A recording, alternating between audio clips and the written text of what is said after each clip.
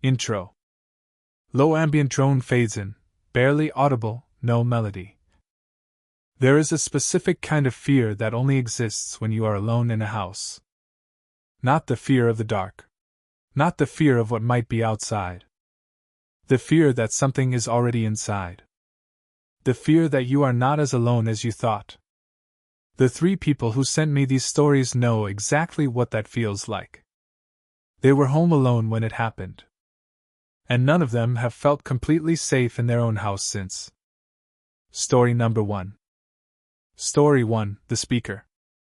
Music continues low and still.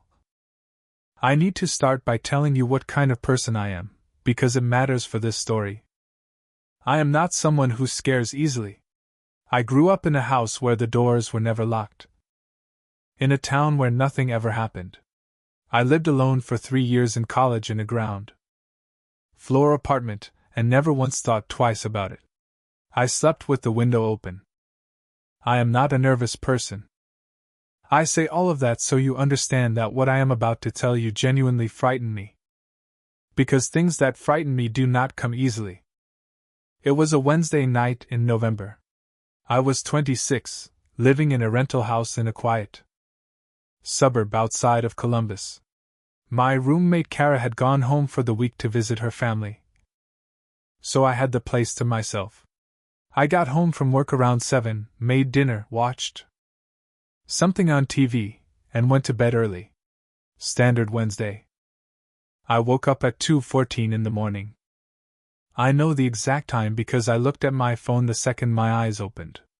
I always do. That when I wake up in the middle of the night, it's a reflex. Check the time, figure out how much sleep I have left, go back under. But this time I didn't go back under. Because I had woken up for a reason. There was music coming from downstairs. Very faint. Barely audible. But unmistakably music, something with a melody, something almost familiar, like a song I'd heard somewhere a long time ago, but couldn't name. I lay there and told myself it was the neighbors. Old house, thin walls. I told myself. Someone next door had fallen asleep with their TV on. I told myself a lot of things in those first 30 seconds. Then I remembered that the houses on either side of ours were both vacant. The family to the left had moved out in September. The one to the right had been empty since we moved in. I sat up. The music was coming from inside the house. From downstairs. Specifically, and this is what made my hands go cold, from the kitchen. We had a small Bluetooth speaker on the kitchen counter. Kara used it when she cooked. I never touched it. I am not sure I even knew how to pair to it. It was playing music. On its own. In an empty house at 2 in the morning. I sat there for probably 4 minutes trying to logic my way out of what I was hearing. A scheduled playlist. A software glitch. Something I'd done accidentally before bed. Anything. I went through every possibility. And then the music stopped. Mid-song. Just cut off. Like someone had pressed pause. That was worse than the music. I grabbed my phone. I pulled up the flashlight. I opened my bedroom door and stood at the top of the stairs for what felt like a very long time. Nothing. Silence. The house felt exactly the same as it always did at night. I went downstairs. The kitchen was empty. The speaker was sitting exactly where it always sat. Dark. No lights, no indication it had been on. I checked the app on my phone. I didn't even have the speaker saved as a device. I had never connected to it. I checked every door and window on the ground floor. Everything was locked.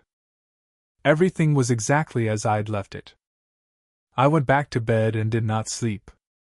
3 days later, Kara came home. I told her what had happened. She got very quiet. She told me that 2 weeks before, she had woken up at night to the same thing. Same speaker. Same faint music. She hadn't told me because she hadn't wanted to scare me. She'd convinced herself she'd imagined it. We moved out 4 months later, at the end of our lease. We never found an explanation. We never heard it again after that night. But I sleep with my bedroom door locked now. I didn't used to do that. Story number 2. Story 2, The Door. I was 16. My parents had gone to my aunt's birthday dinner, and I'd begged off. I had an exam the next morning and my aunt lives 40 minutes away. They said fine. Left me a 20 for pizza, and said they'd be back by 10. Standard Friday night alone situation. Nothing remarkable about it. Pizza came at 6:30. I ate it in front of the TV. I studied for about an hour. Before giving up. At 8:15 I decided to take a shower. Our bathroom was at the end of the upstairs hallway. To get there from my bedroom, you had to walk past the small guest room, which we used mostly for storage. The guest room door was always open, there was nothing in there worth closing. A door for just boxes and an old treadmill nobody used. I walked past it on my way to the bathroom. The door was closed. I stopped. I stood there in the hallway looking at that door for what was probably 10 seconds. But felt much longer. Telling myself I was being ridiculous. Telling myself my mom had probably closed it that morning for some normal reason that I wasn't remembering.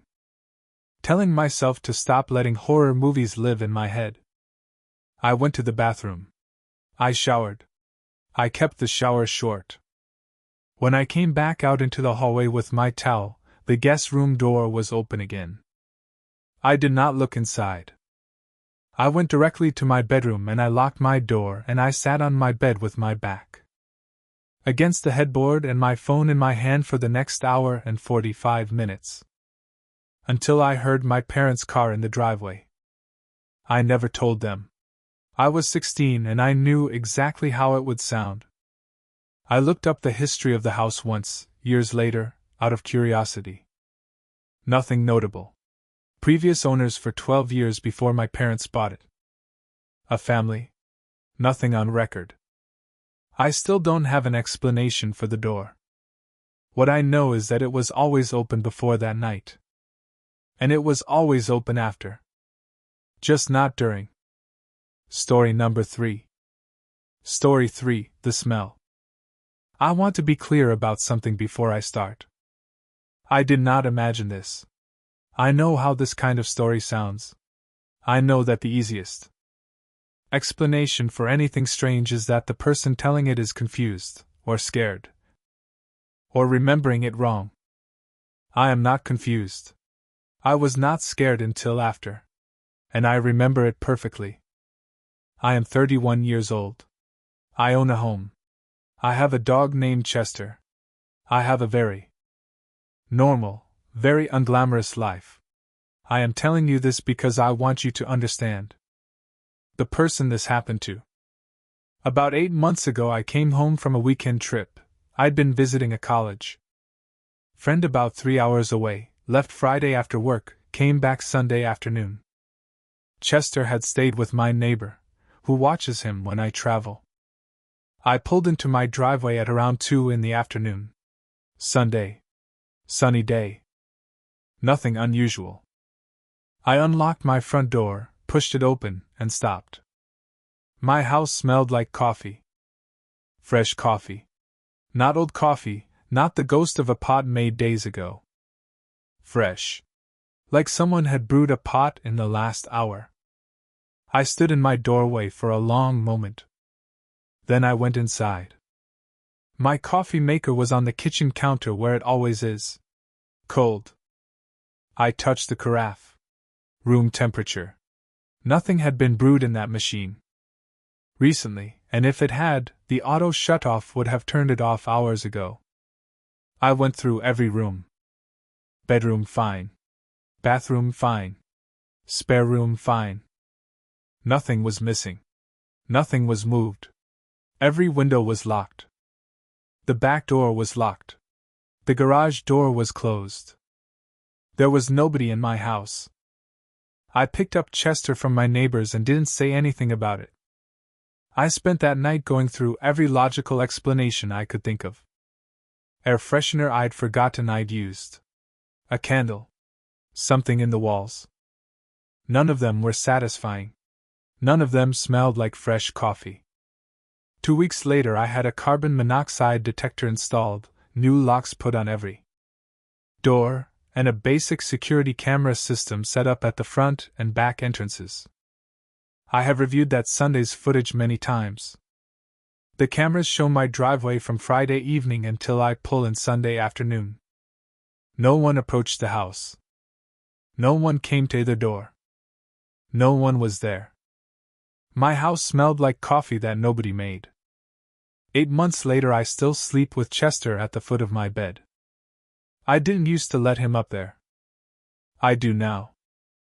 OUTRO. Home is supposed to be the one place you are certain you are safe. The one place that belongs to you. Music that plays itself.